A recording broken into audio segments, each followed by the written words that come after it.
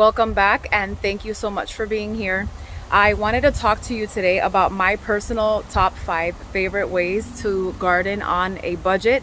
Now, I know that there are hundreds of different ideas out there, a lot of great creative ways to save money in the garden. So I just compiled a list of my top 5 favorite ways to save money. And hopefully some of these ideas inspire you to start incorporating them into your gardening practices if you're not already doing so. And if you're doing something different, feel free to share that with me in the comments below, because I would love to learn from you and hear what you're doing, and hopefully we can all learn from each other. So I'll get right into my list now. Budget-friendly tip number 1 is to utilize natural resources as much as possible. Some of these solutions were used because I didn't want to go back inside to grab any more material. So I just looked around my yard and tried to find anything that I could use to solve the issue at that very moment. But they ended up becoming super effective and I didn't have to pay anything for them. Natural resources. So I'll show you what this is here. Now, these are TP trellises. What I did was I took the dead branches from one of my crepe myrtle trees and I bundled them up at the top with some twine.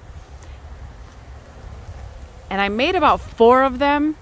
And let me show you one in action. I am using this for my dragon fruit, to prop the dragon fruit up. And I just have it tied up to some of the trellis branches and I have it secured at the bottom. All I did was I drove the bottom sticks into the sides of the container in the soil. While this is not a TP trellis, this is also another branch. Have a couple of branches here, tree branches, that I drove into my containers, and I am propping up my tomato plants. Not only am I using tree branches to prop this tomato plant up, I am also tying it with palm tree fronds. So this is not any type of twine or anything that I purchased at the store. This is literally old palm tree fronds that are super hard to break, and I just tied them up and voila. Here's another one. Sticks and sticks, more sticks, palm tree fronds, another palm tree frond. And then yes, I cheated. I used twine up here because I had it in my hand and it was convenient. But yeah, look at that. It does the trick. Natural resources. Budget-friendly tip number 2 is propagation. Here's an example. This is basil, and this was one little basil seed. This is one plant, and I cut the basil tops like right around here. I took a few cuttings and I placed them in a glass of water. Now let me take this out so that you can see the roots a little bit better. But 2 weeks later, I have little roots forming on all of these cuttings.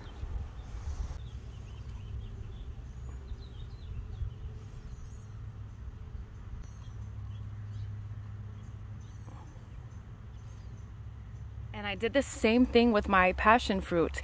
I was recently pruning back my passion fruit vine, which I'll link in the description box, the video of that pruning, and I ran into some scary surprises. So I went ahead and took some cuttings instead of trying to prune it all the way back and remove it from the ground. And so some of these cuttings, what I did was an experiment here. So I took some cuttings and I put it in some water, and I'm waiting to see what happens. It's been a couple of weeks. I still don't see many roots forming, but I know I'll have to give this one a little bit more time. And then I also have cuttings that I put directly in soil. And honestly, I think the soil method is a little more effective. And I'll tell you why. Because this is completely new growth. This was not here when I took these cuttings and I placed them directly in the soil. So in this case, Mother Nature just wants to do her own thing, and it's better to just pop her in soil, because normally she wouldn't just hop into a glass of water. She would just propagate herself naturally in the soil. So there we have it. I think this one is going to win. I gotta take these weeds out. Okay, this is not part of the video. My bad. Budget-friendly tip number 3 would be to create your own soil or your own compost, your own fertilizer. So you can do the chop and drop method, which is where if you're outside and you see maybe some fruits or vegetables that fell to the ground that you're not going to harvest and bring inside, or maybe you're pruning some of your plants, or maybe you're even inside cooking and you don't want to throw away your vegetable peels, like your banana peels, your garlic peels, onion peels. You can take all of that and bury them directly in the soil next to your crops, and over a couple of weeks it will break down and turn into free fertilizer for your plants. You can also establish compost piles. So I know it's beneficial to have a compost bin for several reasons, but I didn't invest in a bin. I was lucky enough to have an area in the yard far away from everything else where I was able to establish 2 piles of compost. One of the piles was for an existing, already established pile. I had a whole bunch of browns and greens that I mixed together, and it was already in process of decomposing. And the second pile was for me to just continually add to every day. So I would add my browns and greens on a daily basis and just let that decompose on its own time. So the browns were dead plant material, like dead twigs and sticks. It was dead leaves, branches, brown packaging paper, newspaper. As long as it wasn't the colored glossy print, it's just the old school standard black and white print newspaper. The greens were vegetable and fruit scraps from the kitchen. Also, if I was pruning my plants, any material that I removed from my existing plants. I also put grass clippings in there. So we don't add any pesticides or herbicides or anything like that to our yard or our lawn. So I wouldn't advise you doing this if you are adding chemicals to your grass, but as long as it's organic and not treated, I would do your grass clippings and I would just mix that all together and let that decompose. And it turned into some nice, beautiful black gold. So I'll show you what's left over of one of my compost piles so you can take a look at what it looks like after it decomposes. Despite the grassy, weedy growth in the back, that wasn't part of my pile. This was a pile that I recently dug up, and I used most of the compost that was created here. So I had initially started with browns and greens. Eggshells do not break down very easily, so for future reference, next time I will grind these up in the house before I dump them into the compost. But look at this. This is not our native soil. Our native soil is sandy and light.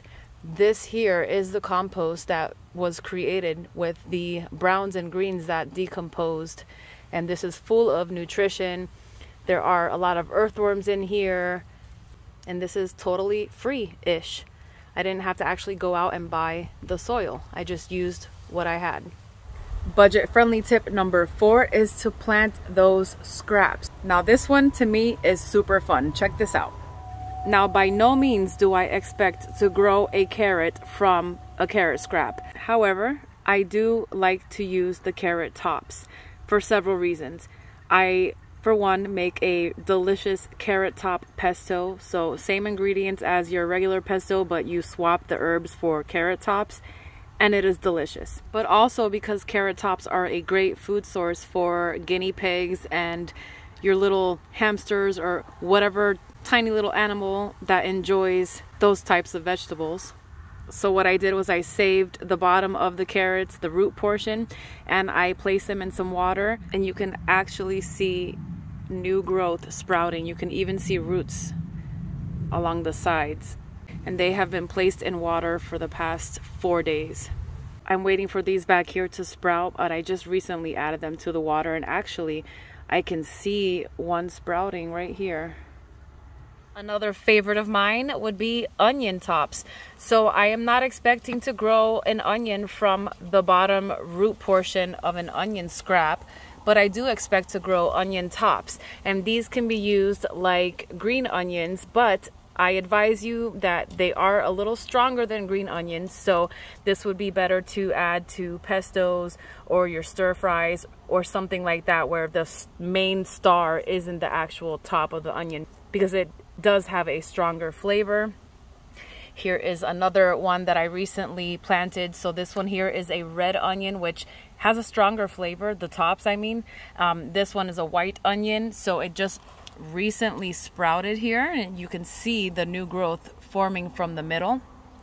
And in a few months I will be able to harvest nice, beautiful onion tops. Another example would be these green onions.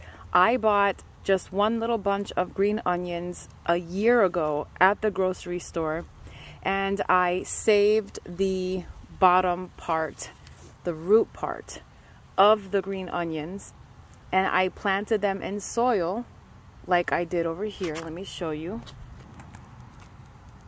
Here's an example of the bottom of a green onion. I just popped it in soil and it started sprouting. I did this a year ago, and these just keep on giving and giving and giving. I harvest this all the time. I just cut it all the way down. Sometimes you don't even have to chop it all the way down. You can just give them a haircut from up here like I did. This is about 8 inches from the soil, and it will just keep growing. Another example are potatoes. Get yourself some organic potatoes from the grocery store and save a couple of them. Wait for them to sprout on the counter and plant them. You might not even need to wait for them to sprout, because I don't wait for my sweet potatoes to sprout, and they do their own thing under the soil. So next time you buy a bag of organic potatoes, go ahead and save 1 or 2, bury them in some nice soil, and you'll have pounds of potatoes when the time is ready. Another example, celery. So I bought a bunch of celery at the grocery store, and I saved the root part, the bottom part, and I plopped them in some soil, and they are regrowing for me.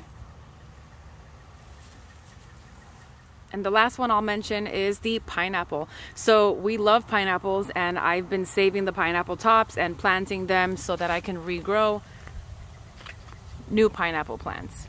These will also produce pups at some point that you can remove. They're just like, you know, baby pineapples that will form on the sides of the plant that you can remove or leave on the plant. If you remove it, you can plant it elsewhere.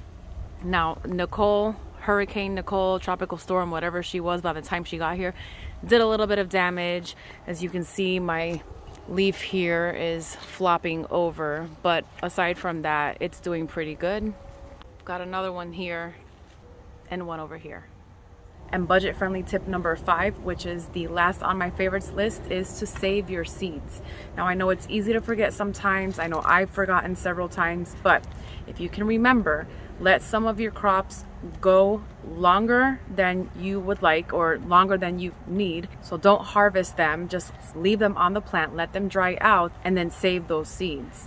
I have several here in this box, and the first one I'll show you is cilantro.